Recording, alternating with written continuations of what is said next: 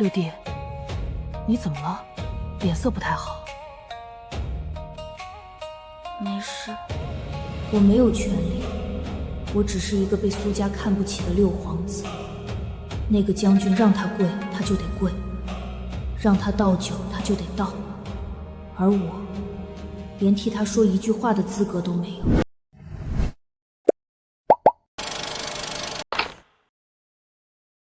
我活了48年，怎么也想不到，下令把这个3岁小皇子丢在破院里活活熬死的人，竟然是当朝最受宠的贵妃娘娘。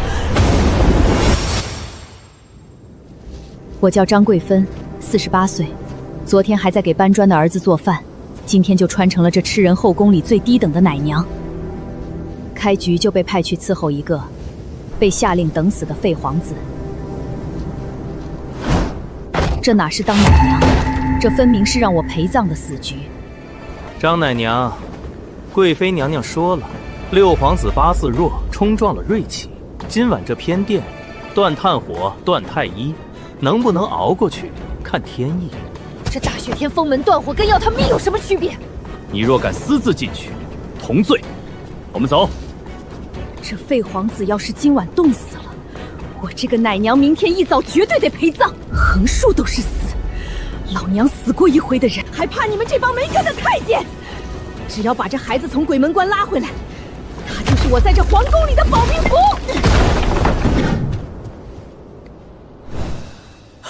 滚烫！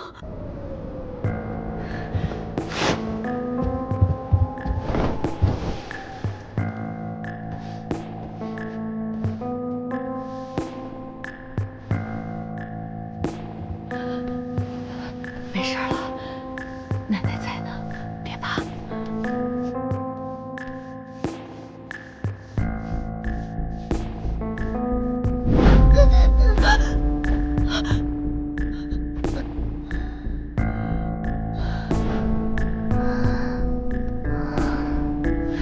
不走，奶奶不走。看天意是吧？我张贵芳活了48年，最不信的就是天意。从今往后，这孩子我管定了。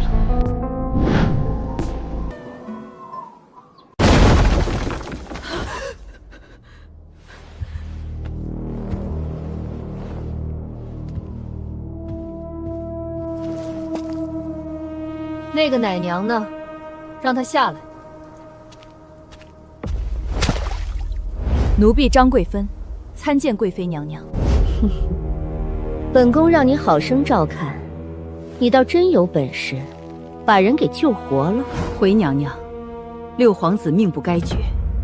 这病秧子当年是本宫去母刘子抢来的筹码，如今废了，只会惹皇上嫌晦气。本想借着高烧让他走得干净，这贱婢竟敢坏事！来人，教教他规矩。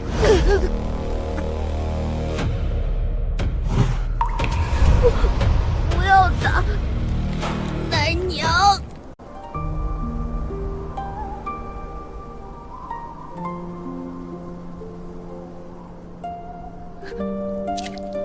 六皇子为了个低贱的奴才，连皇家的体面都不要了。听话，让开！不让！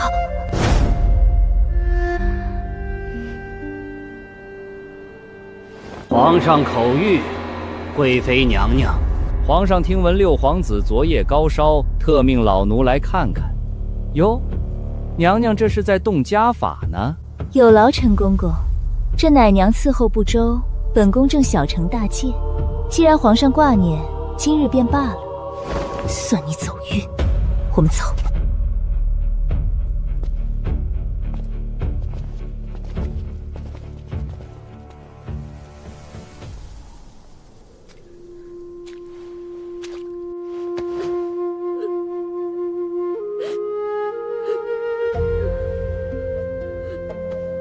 没事了，奶娘在。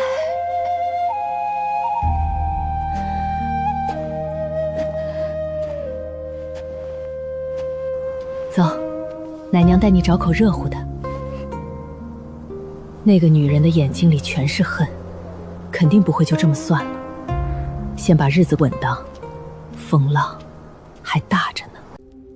去了，什么情况？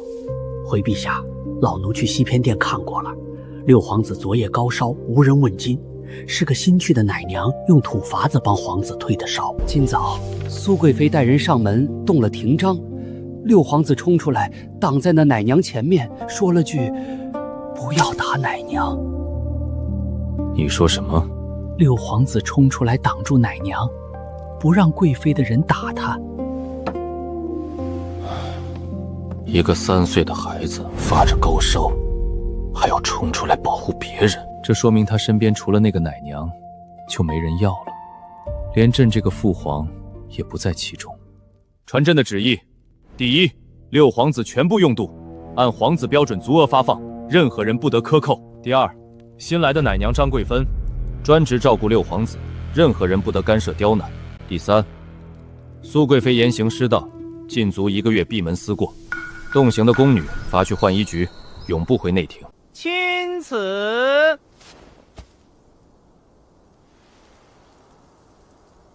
奴婢领旨谢恩。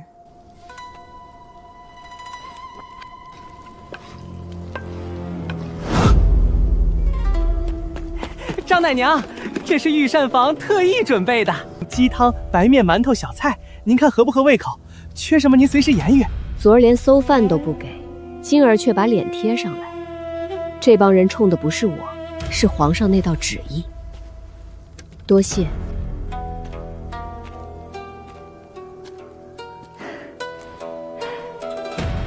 恒儿，来吃饭了。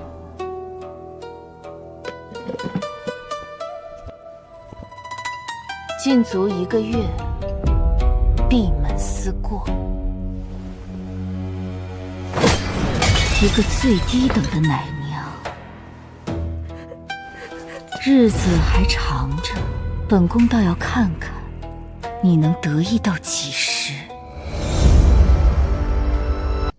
睡吧，奶娘在这儿呢。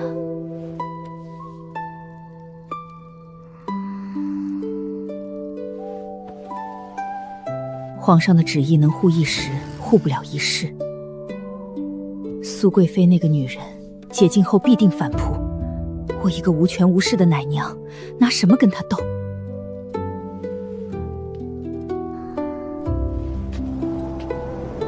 怕个鸟！既然老天爷让我穿到这吃人的后宫，就没有退路。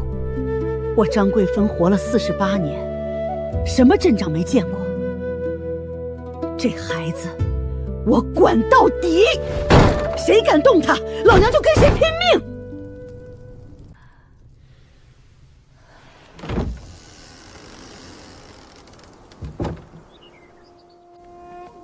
张奶娘，哎呦喂，这阵子内务繁忙，一直没过来看您，您可千万别见怪。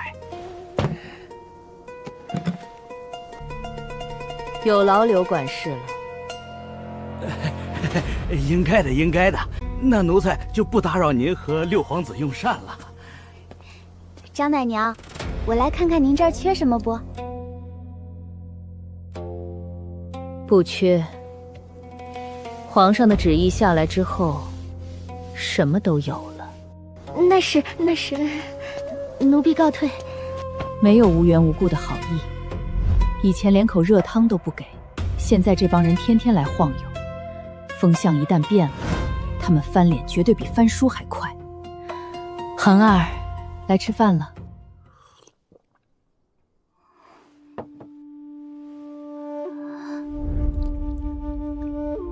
奶娘，吃。这是汤太香了，他自己不舍得喝。喝，奶娘和恒儿一起喝。恒儿，恒是你，儿是孩子的意思，这是你的名字，想学吗？奶娘教你。恒儿真聪明，一学就会。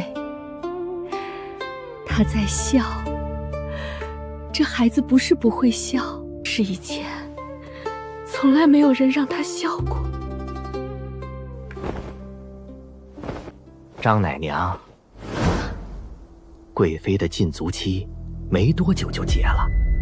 咱家听到风声，苏家那边有人在走动。贵妃的父亲苏太师这几天一直在联络朝中大臣。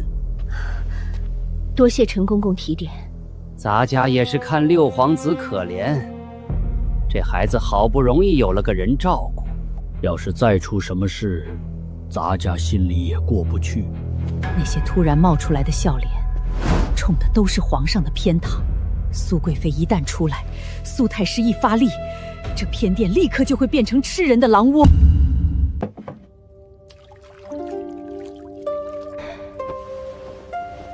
睡吧。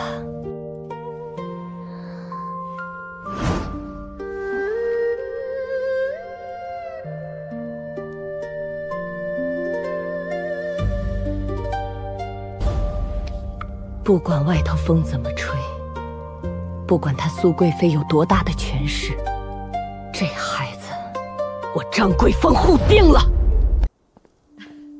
张奶娘，我是二皇子的奶娘，特意来跟您道谢的。照着您那法子，让二皇子早起活动，定时吃饭，不给零嘴儿，才3天，殿下胃口就好多了。这2碟点心您千万收下。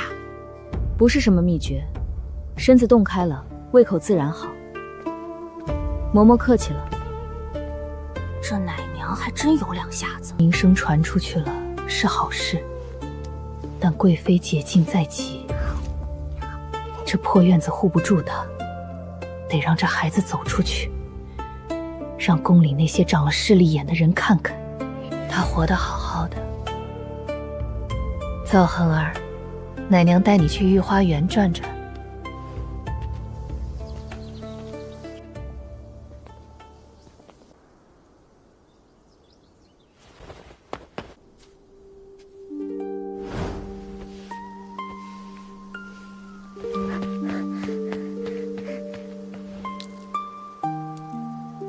别人眼里破石头，在他眼里，这是他能找到的最干净、最好的东西了。多谢恒儿，奶娘好好收着。奴婢张贵芬，参见皇上。六皇子认得朕吗？恒儿，皇上问话呢。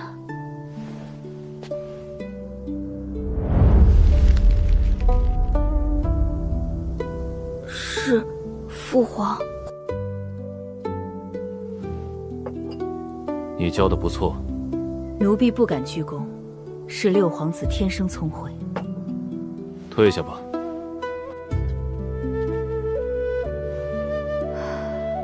恒儿刚才做得很好，皇上夸你了。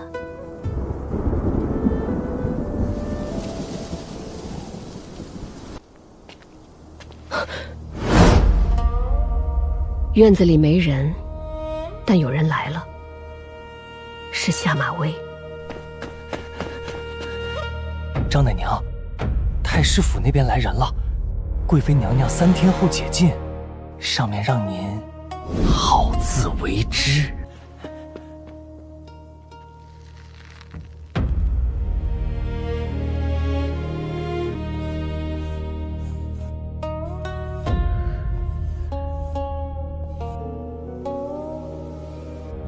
3天，太平日子要到头了。太安静了，平时这个点儿，御膳房送水的、换衣举路过的，总有点动静。今天这院子周围像被人掐住了脖子一样死寂。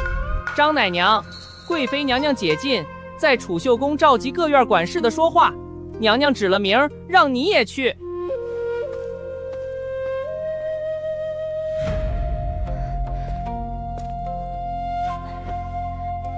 恒儿，奶娘出去一趟，不管外面有什么动静，别出来，别出声。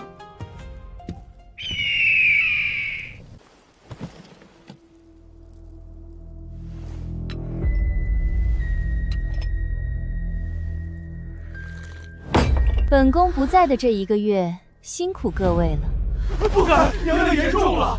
御膳房的刘管事，听说你最近挺忙的。奴才该死，奴才只是一时糊涂。刘管事是个能干的，起来吧。二皇子的奶娘王嬷嬷，听说你最近跟西偏殿那边走得挺近。回娘娘，老奴只是去请教了些养孩子的法子，绝无二心啊，娘娘。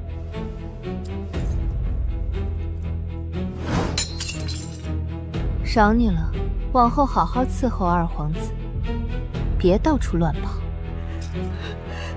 老奴谢娘娘恩典。杀鸡儆猴，他才牵出所有可能帮我的人，下一个就该是我了。时候不早了，都散了吧。刘管事被敲打了，以后绝不敢再送饭。这几天的口粮断了。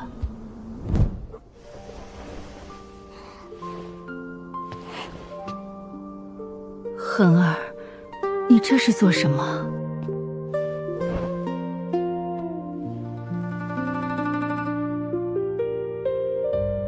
他看我脸色不好，以为我冷。奶娘不冷，恒儿自己盖。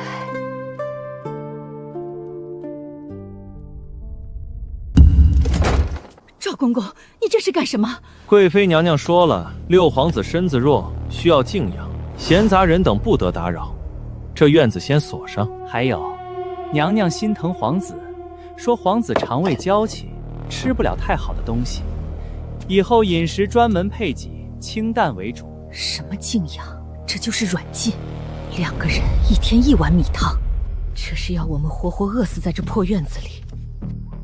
锁门断粮，我张贵芬吃过的苦，比你们这帮深宫里的人吃过的饭都多。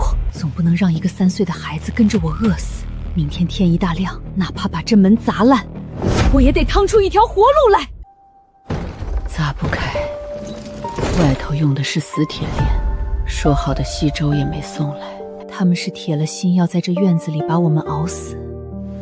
满打满算2斤多，1天2顿，多兑水。点心留给恒儿，只能这么熬了。来，吃饭了。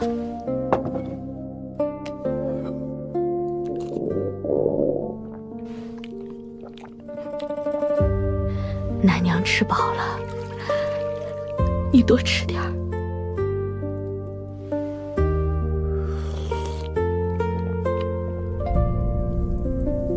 恒儿，你看，这叫马齿苋，叶子厚，掐一下黏黏的。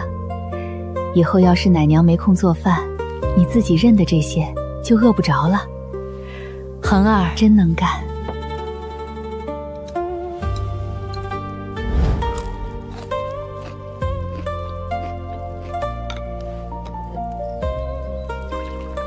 奶娘，吃。奶娘有，你自己吃。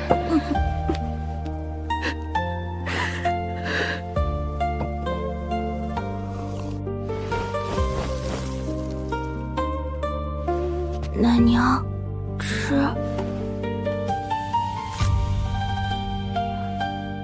1人1半了，没粮了。这墙再高，今天就算摔断腿，我也得翻出去找吃的。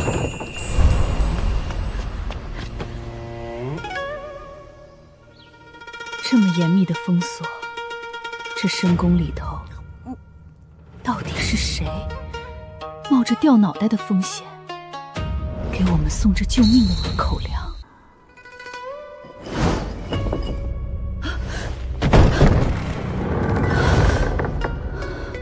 等一下，这小太监，我刚来御膳房领饭的时候，他跟着李嬷嬷起过哄。这几天冒死送饭的，居然是他。张奶娘，小的以前对不起您。怎么个事儿？小的以前跟着李嬷嬷欺负过您，小的不是人。你先快起来，地上凉。你叫什么名字？为什么要帮我？小的叫小春子，以前觉得您跟别人一样是来巴结贵妃的，后来小的看到您照顾六皇子的样子，您挨了板子也没吭声，还对那孩子笑。小的从小就没了娘，要是小时候也有个人这么对小的，小的也不会吃那么多苦。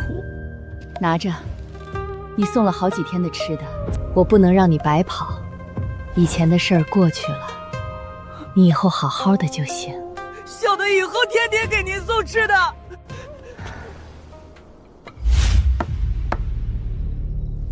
7天了，西偏殿那边还没动静。回娘娘，那边好像还能撑得住。你是怎么办事的？让你锁个门都锁不牢。娘娘息怒，门确实锁了。锁了人怎么还没饿死？给本宫盯紧了，一只苍蝇都不准飞进去。本宫倒要看看他能撑到什么时候。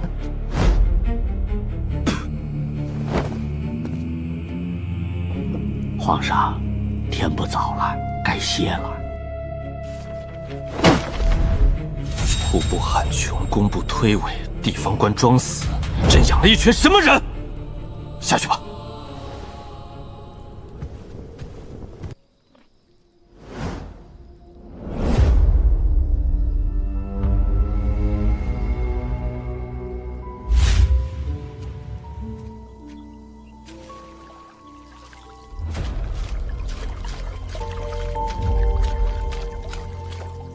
奶娘，干嘛？晒干了存着，以后有用。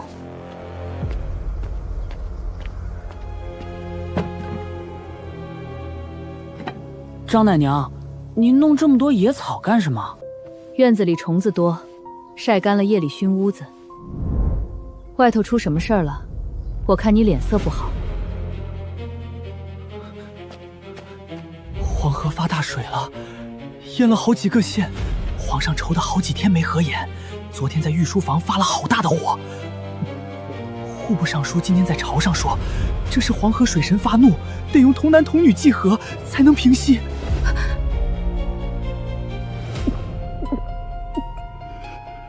现代社会发大水，水退了都要闹瘟疫，这古代防不住，连童男童女祭河的荒唐法子都出来了。真要闹起疫病，死的人比淹死的还多。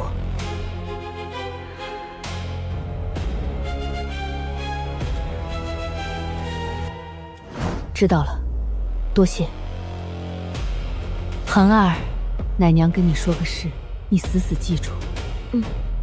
从今天起，不管多渴，只能喝烧开了的水，生水一口都不能碰，喝了会拉肚子，会死人的，记住了吗？记住了。还有，要是看到外面有人发烧、拉肚子，身上起红疹子，立刻离远点儿，跑得越远越好。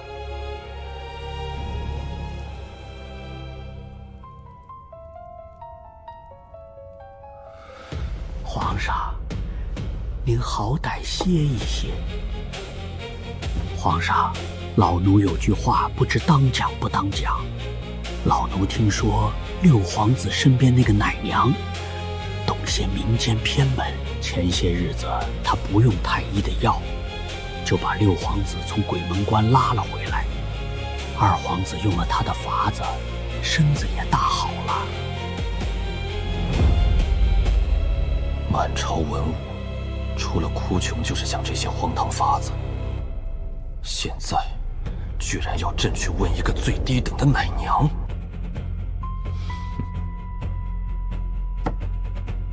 让他过来。现在？现在。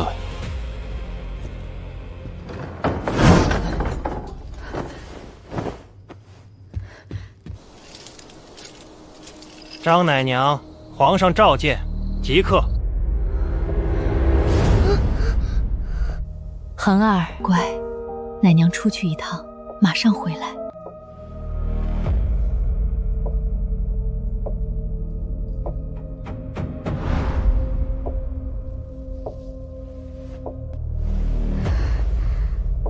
奶娘，早点回来。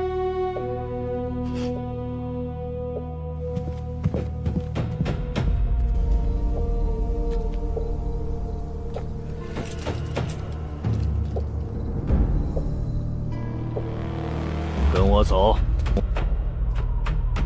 皇上深夜召见，躲不过去了。我张贵芬活了48年，连死都不怕，还怕见个人不成？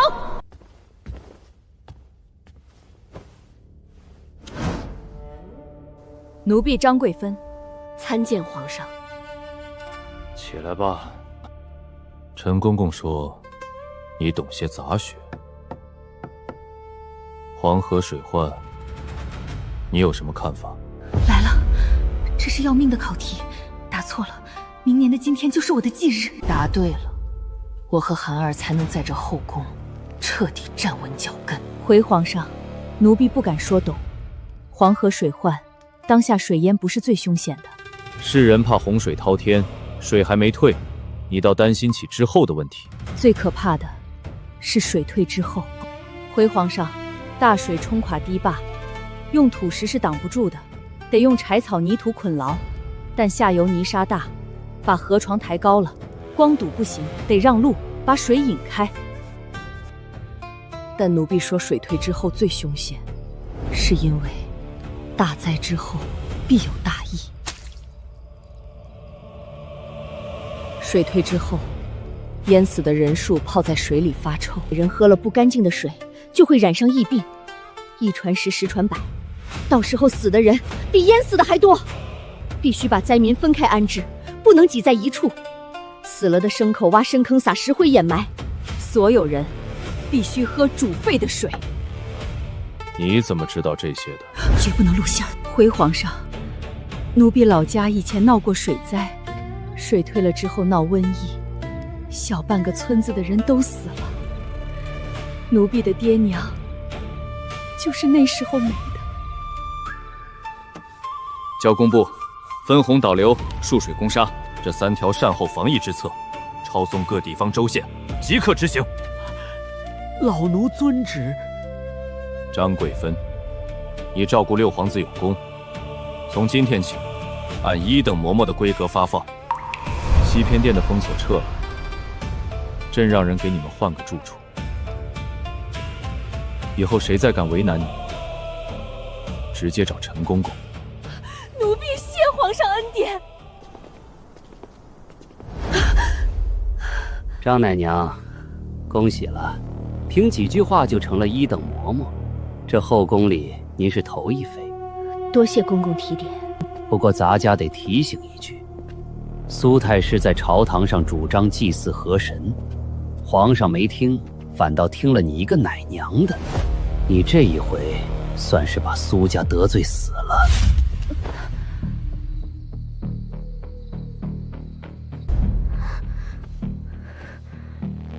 奶娘回来了，没事了，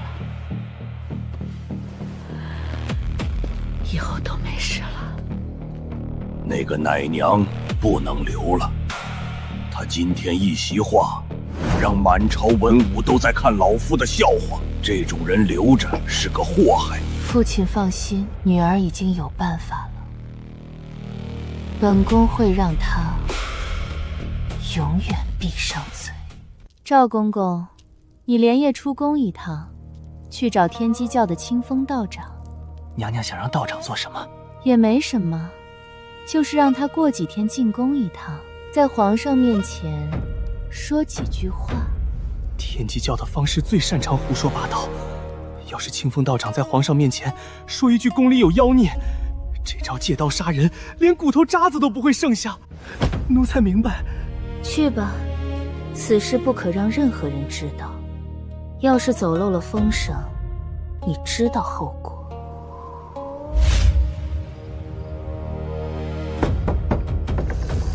找谁？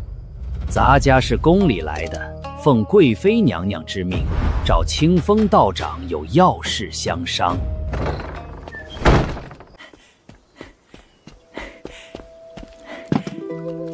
张奶娘，宫里都传遍了，说您昨晚在御书房跟皇上说了好一会儿话，皇上还夸了您。现在好些人都说您有本事呢。在这宫里头，有本事不是什么好事。您可要小心些。我听说，储秀宫那边昨晚上亮了一夜的灯。皇上刚赏了我，苏贵妃就亮了一夜的灯。她这是连夜在织网，这网绝对是冲着我来的。我知道了，多谢你。张贵妃。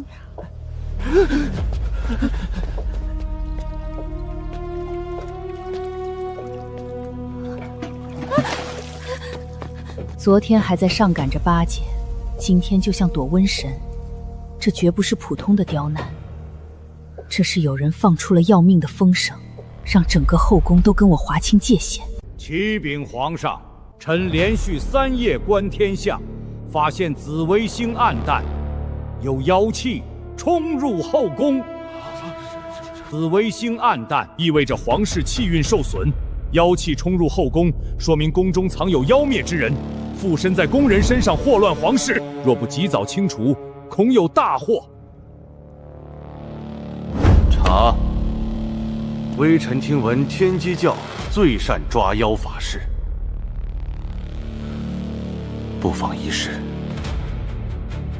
传朕的旨意，请天机教的清风道长入宫，开坛做法，驱除妖邪。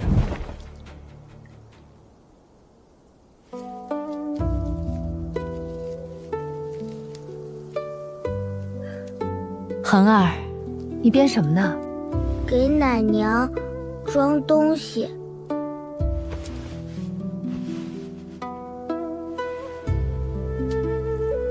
妖孽附身，开坛做法，这宫里哪来的妖孽？只有吃人的鬼。这孩子好不容易能安稳几天，他们连这点活路都不给留。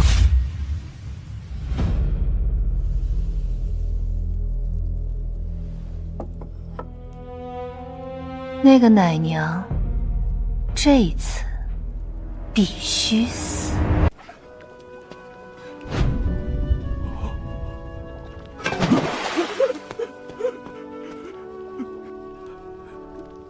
张奶娘，您怎么来了？我来领点小米和鸡蛋。张奶娘，要不您以后别来了，御膳房的东西最怕沾上不干净的。妖孽附身，传得真快，这种事越解释越可疑。我现在只能等那个清风道长来，清者自清。奶娘，恒儿，奶娘不是妖怪。恒儿，你在说什么？我听他们说了，他们说奶娘是妖怪，奶娘不是妖怪。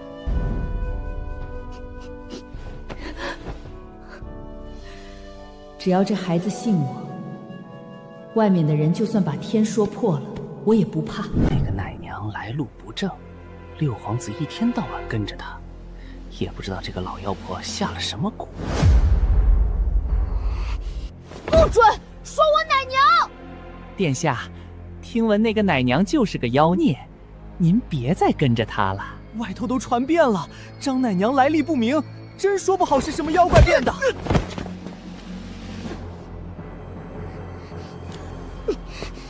不准说我奶娘！疯了！这屋子的人都着了魔！恒儿，奶娘，他们说你是妖怪。奶娘知道，没事儿。恒儿，你听着，不管外面的人说什么，奶娘不管是不是妖怪变的，都不会离开你，记住没有？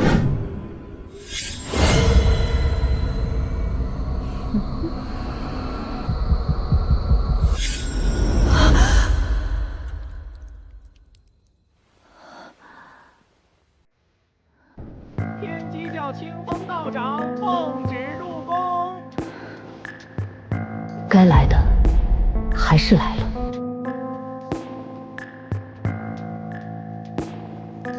日子总得过，孩子总得吃饭。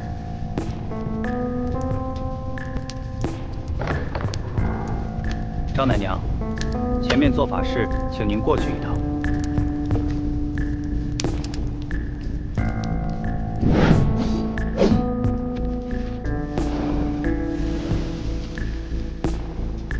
找到了，妖气就在此人身上。什么？张奶娘，道长您可看清楚了？贫道修行30年，绝不会看错。此女身上妖气冲天，若不及时清除，必将祸及六宫，殃及皇室。道长，你说我身上有妖气？哼，妖孽还敢狡辩？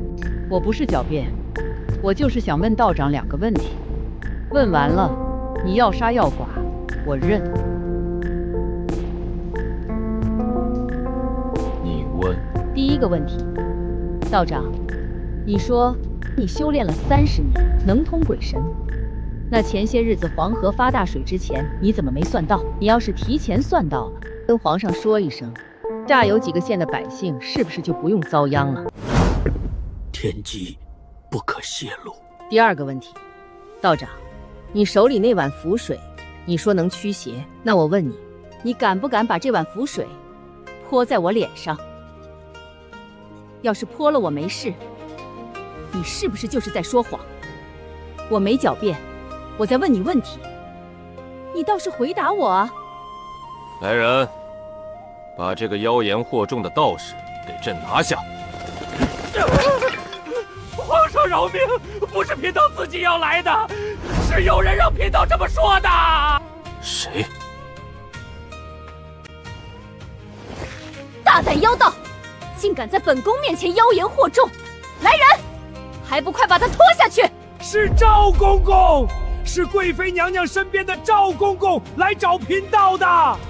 他说，只要贫道在皇上面前指认那个奶娘是妖孽，就给贫道1000两银子。赵公公，你竟敢做出这种事！赵公公打入大牢，听候发落。这个妖道，送去西荒沼泽，即日起步行出发，永不赦还。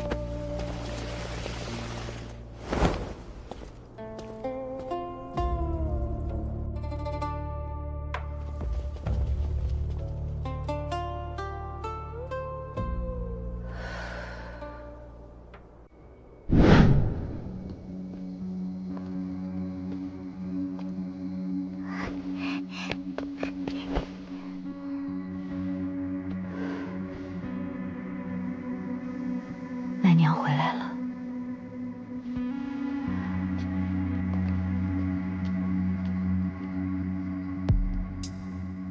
张奶娘，您可真行，宫里都传遍了，说您2句话就把那个道士问倒了。赢了这一局，心里却一点也不轻松。苏贵妃毫发无损，赵公公只是个弃子，废了贵妃身边的人，彻底得罪了苏家。这后宫的水只会越来越深，后面的路更难走了。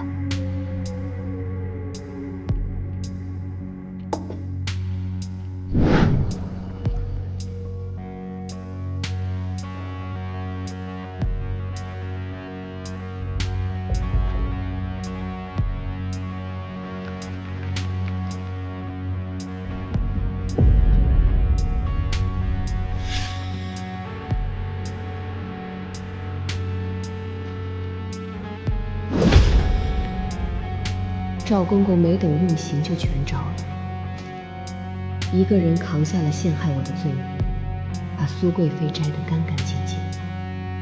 皇上没有确凿的证据动不了苏家，只能杖毙他这只替罪羊。替主子卖了20年命，最后像扔破鞋一样被扔了。这宫里可怜人太多，我没工夫替别人心酸。我得先带着恒儿活下去。奴婢春兰、秋菊见过张嬷嬷。张嬷嬷，以后小的就在您这儿当差了。您让小的往东，小的一定不往西。都起来吧，以后在这院子里好好干活就行，去把厨房和西屋收拾出来。哎，奶娘，我们以后住这儿了。对，皇上封了我做一等长侍嬷嬷，以后咱们就住这儿了。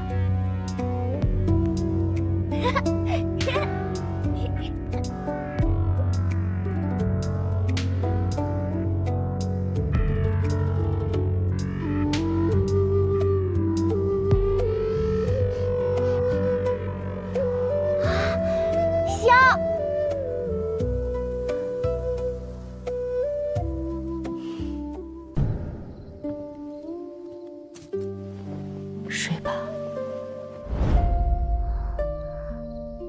奶娘，那个坏人还会不会来？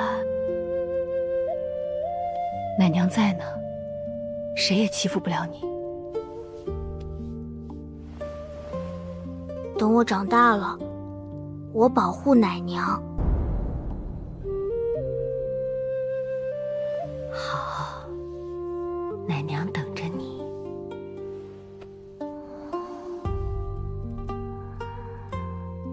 皇上赏了棉布，是在告诉我，他知道我是清白的。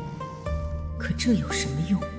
苏贵妃今天没被扳倒，她的兄长苏将军正领兵在外，苏家势力只会越来越大。这份安静只是暂时的。我现在是从奶娘变成了长侍嬷嬷，在苏家面前依旧像只蚂蚁。但那又怎样？不管苏贵妃还想干什么，老娘都接着。这孩子天生就有股子贵气，以前是没人教，现在有热饭吃，这日子跟刚来时比，真是一个天一个地。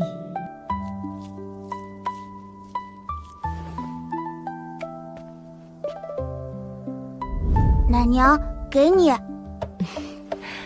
涵儿真厉害。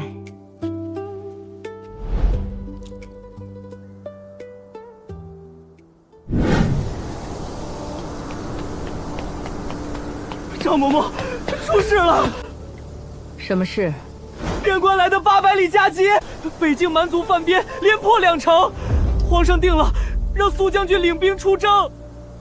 陈公公半个月前刚提醒过我，苏将军手里握着西北兵权，这一仗苏将军要是赢了，手握战功，功高震主，这朝堂上谁还压得住苏家？知道了。下去吧，吃饭吧。奶娘，你是不是担心？奶娘没事，你快吃。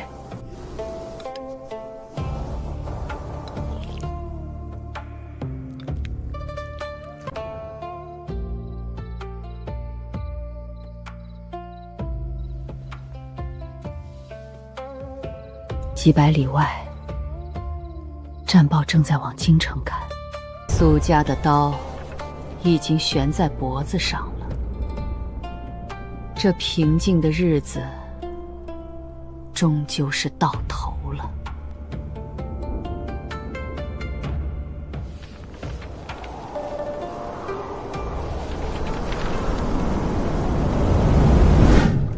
张嬷嬷，前朝刚传来的800里加急。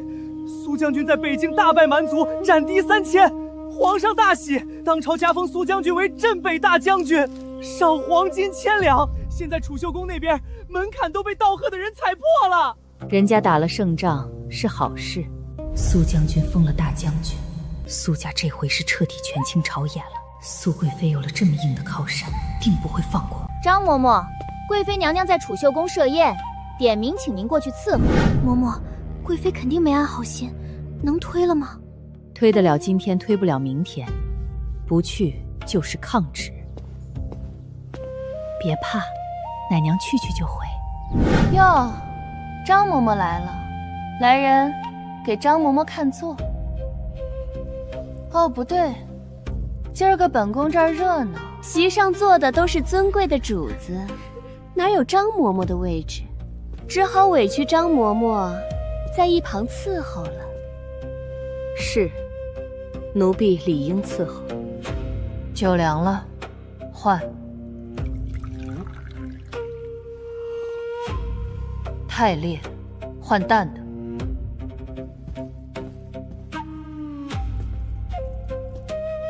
张嬷嬷辛苦了，本宫敬你一杯。奴婢不敢。喝了。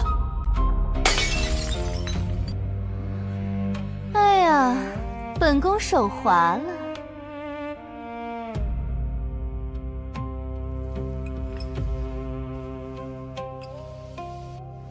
是奴婢动作迟缓，没能接住，冲撞了娘娘。奴婢再去给娘娘换一杯。行了行了，扫兴，滚下去。奴婢告退。跪在地上擦酒怎么了？我一个活了大半辈子的人，连死都不怕，还怕擦地？堂堂贵妃当众刁难一个下人，丢人的是她。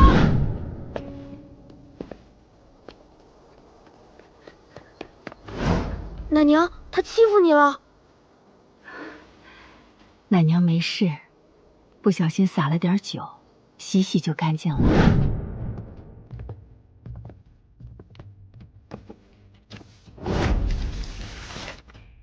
他心里什么都清楚，他把恨全都刻在了骨头里。奶娘，还有不到1个月，皇儿就6岁了。皇子6岁入宫学，这是铁律。到了宫学，我就不能时时刻刻护着他了。苏家的手肯定会伸进去。恒儿，你得自己长出獠牙来，去对付那些吃人的狼吧。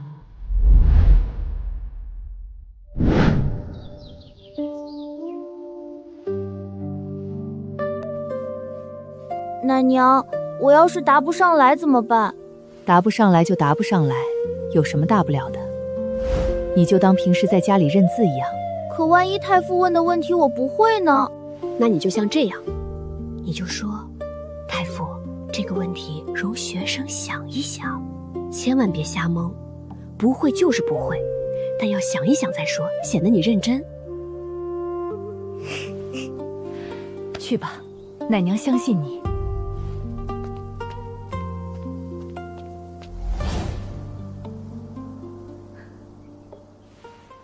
今日入学，先考考你们的底子。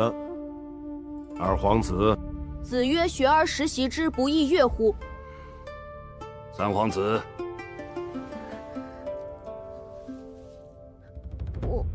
我忘了。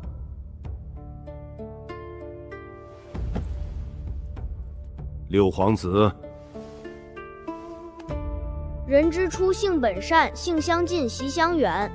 你说说，人之初，性本善这句话是什么意思？回太傅，学生以为人生下来的时候心都是好的，但后天的日子过得好不好，遇到过什么人，学过什么东西，会把一个人变成不同的样子。所以人小时候要好好教。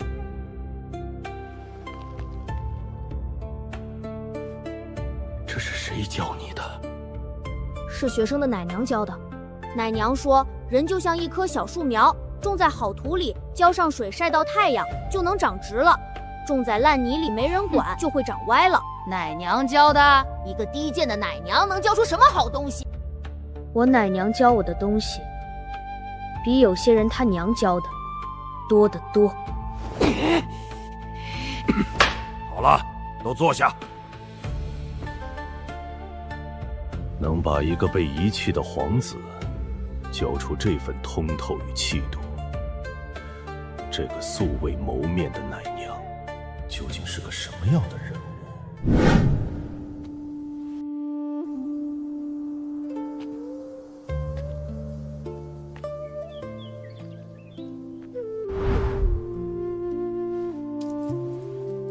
这是六皇子编的。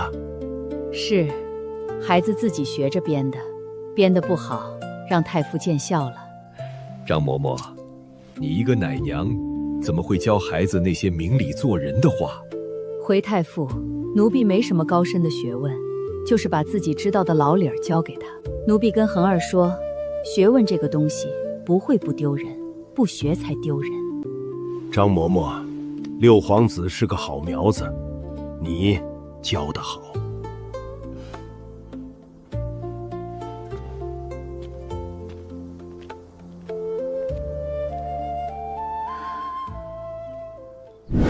皇上，六皇子是可造之才，臣教了这么多年书，罕见如此通透的孩子。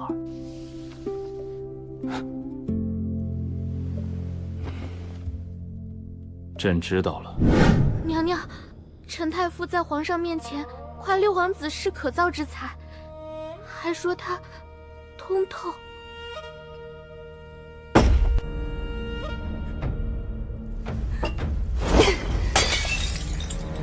好一个通透的六皇子，好一个会教人的张贵芬。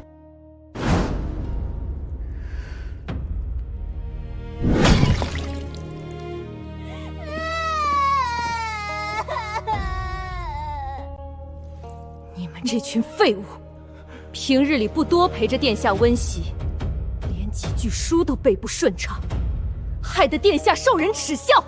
好了，不哭了。娘让人给你做好吃的，咱们不跟那个奶娘带出来的野种比。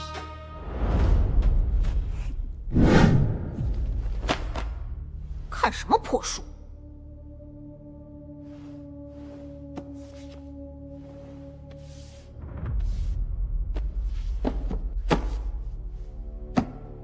这是我的书。你的怎么了？我是你三哥，我看不懂。你看可以，但你不能扔。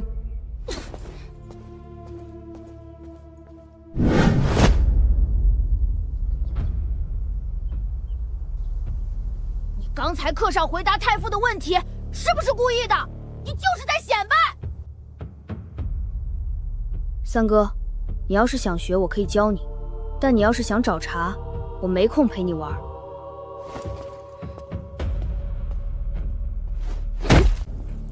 陈公公，你这是要拦本宫？那个奶娘教出来的东西，敢欺负到本宫儿子头上，本宫今天非扒了他的皮不可！娘娘息怒，老奴不敢拦娘娘，老奴只是多嘴提醒一句。皇上最近为边关的战事，在御书房发了好几通火。娘娘若是为了小孩子拌嘴这等小事去闹，皇上心里只怕会觉得娘娘斤斤计较，不懂事儿。好，本宫懂事。今天在宫学怎么样？挺好的。三哥找我麻烦了，但我没跟他吵。那你生气了吗？有点儿，但我不跟他一般见识。对，跟不讲理的人吵架，赢了也没意思。你把书读好，比什么都强。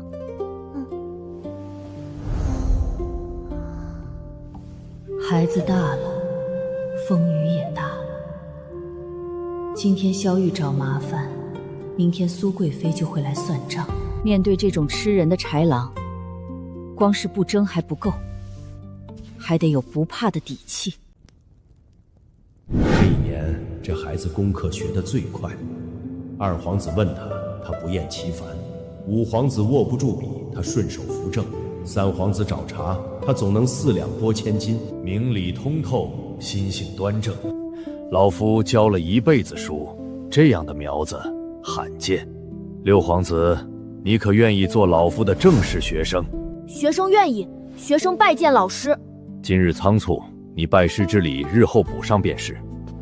这柄竹尺，老夫用了大半辈子，今日传你，全当致见之礼。学生愿意，学生拜见老师。好，老夫毕生所学尽数传你。你要记住，学问越大，责任越大。学生记住了。替老夫给你奶娘带句话：孩子的根是他打的，他比你想象的要了不起。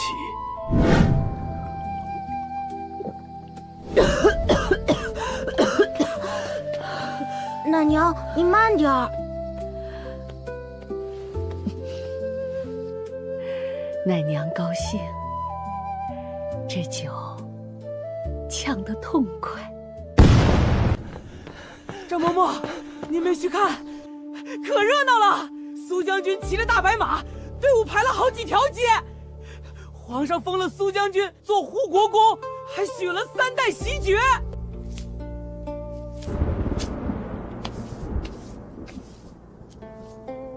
有什么好看的？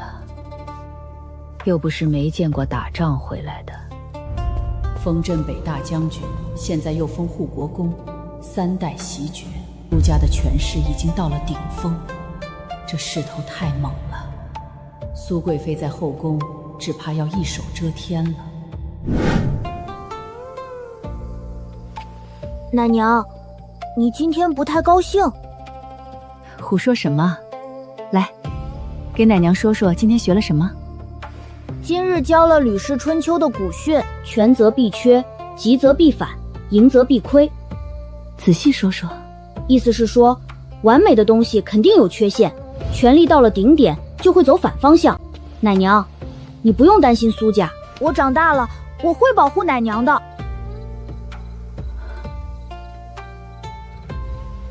奶娘不用你保护，你好好读书，好好做人，比什么都强。苏家权势熏天，想捏死我们，就像捏死一只蚂蚁。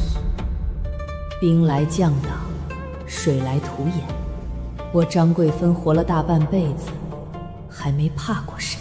张嬷嬷，今晚太极殿设庆功宴，贵妃娘娘说了，宴席上人手不够，让您过去帮忙倒酒。张嬷嬷，他们就是故意的。太极殿那么多宫女伺候，哪就缺您一个了？护国公凯旋，他们这是要拿您去立威。缺不缺是他说了算，去不去我说了不算。我去一趟，没事儿。张嬷嬷，过来给护国公倒杯酒。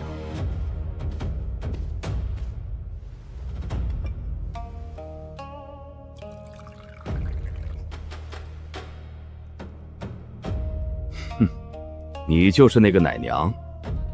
听说你挺有本事，又是治水又是辟邪，在皇上面前一通说，把大臣的主意都否了，本事大得很嘛。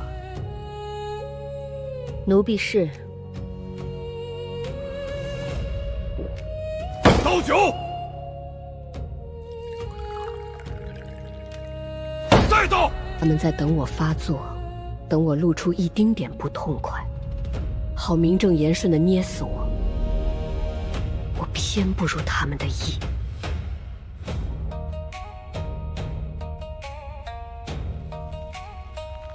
六弟，你怎么了？脸色不太好。没事，我没有权利，我只是一个被苏家看不起的六皇子。那个将军让他跪，他就得跪；让他倒酒，他就得倒。而我，连替他说一句话的资格都没有。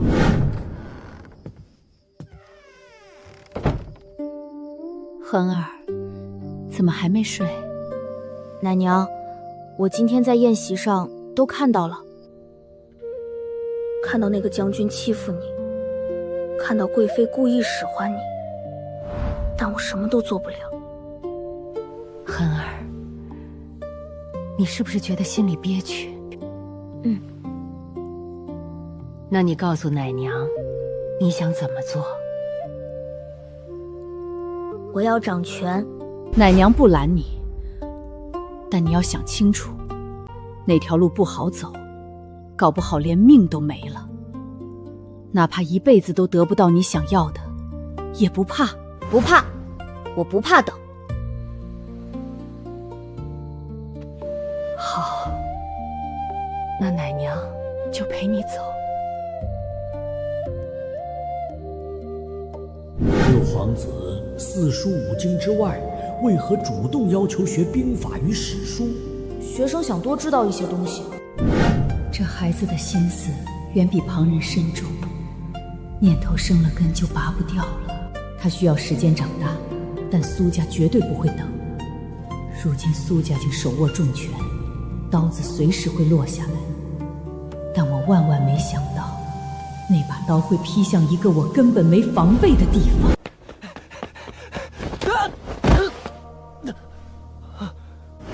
张嬷嬷，出大事了！什么事？贵妃娘娘，她在皇上面前哭诉，说要把六皇子接回储秀宫亲自教养。早朝上，苏派的官员全站出来了。苏将军也发话了，说您出身低微，不配教养皇子。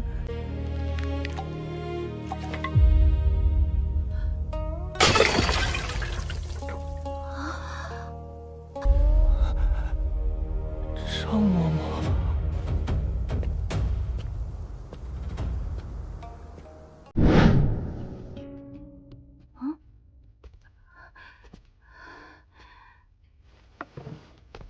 奶娘，你怎么了？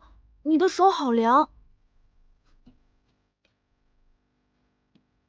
奶娘，奶娘，你别哭，谁欺负你了？你告诉我。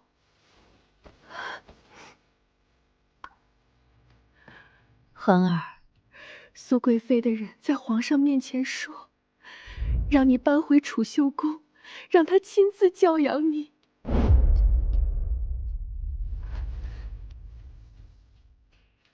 奶娘不哭，环儿在呢。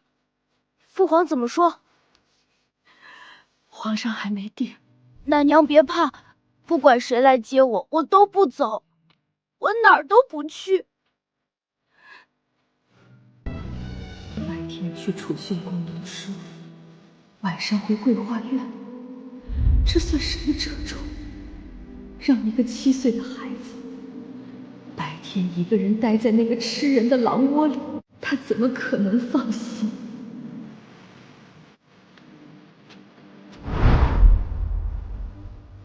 奶娘，我明天去那边，但我晚上一定回来。恒儿，去了那边，不管他说什么做什么，你都忍着，不要跟他顶嘴，不要跟他吵架。晚上回来，告诉奶娘就行。奶娘放心，我知道该怎么做。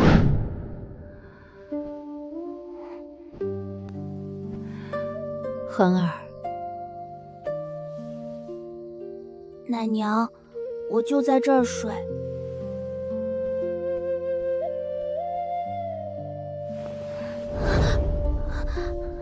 奶娘，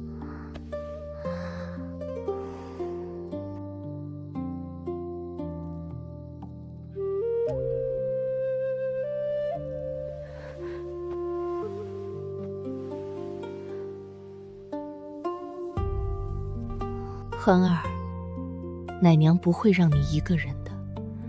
就算只能在储秀宫门外站着，就算去求陈太傅，我也得想办法守在你身边。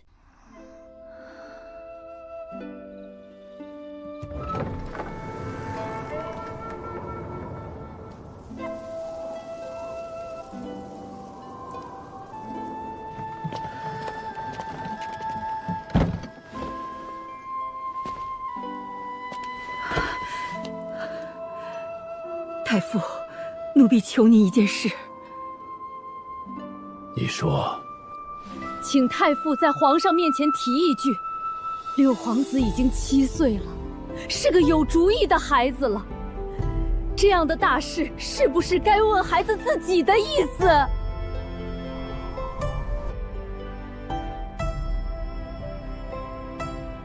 老夫试试。环儿，朕问你一件事，你需据实回话。你愿不愿意搬到储秀宫去住？父皇问儿臣，儿臣就实话实说，不想去。为什么？儿臣从记事起，就是奶娘带大的。儿臣生病的时候，是奶娘守在床边给儿臣喂药；儿臣饿肚子的时候，是奶娘自己喝稀粥，把稠的留给儿臣；儿臣害怕的时候，是奶娘抱着说不怕，儿臣被人欺负的时候，是奶娘挡在前面。贵妃娘娘是儿臣的生母，儿臣知道，但以前儿臣住在偏殿里，生病发烧快死了，没有人管儿臣，是奶娘来了，儿臣才活下来的。行了，你先回去吧。贵妃，你也听到了，不是朕不让你养，是孩子自己不愿意。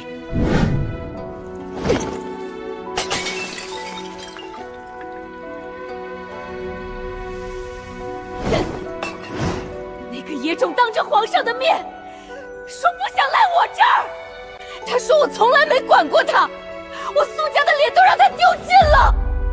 事到如今，你还看不明白吗？那个孩子的心长在那个贱婢身上，你强行要回来，也养不熟。那个老东西不能留。奶娘，我今天跟父皇说了，我说我不想离开你，我哪儿也不去。恒儿今天拿真心碰了苏家的逆鳞，虽然暂时赢了，但这死仇是彻底结下了，苏家绝不会就这么算了。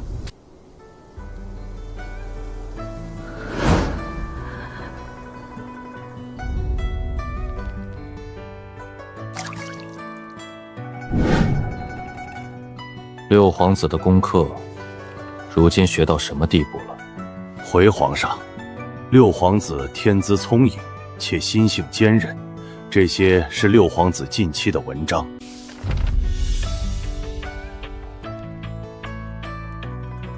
这也是他自己写的。回皇上，臣只是稍下点拨，这些话是六皇子自己琢磨出来的。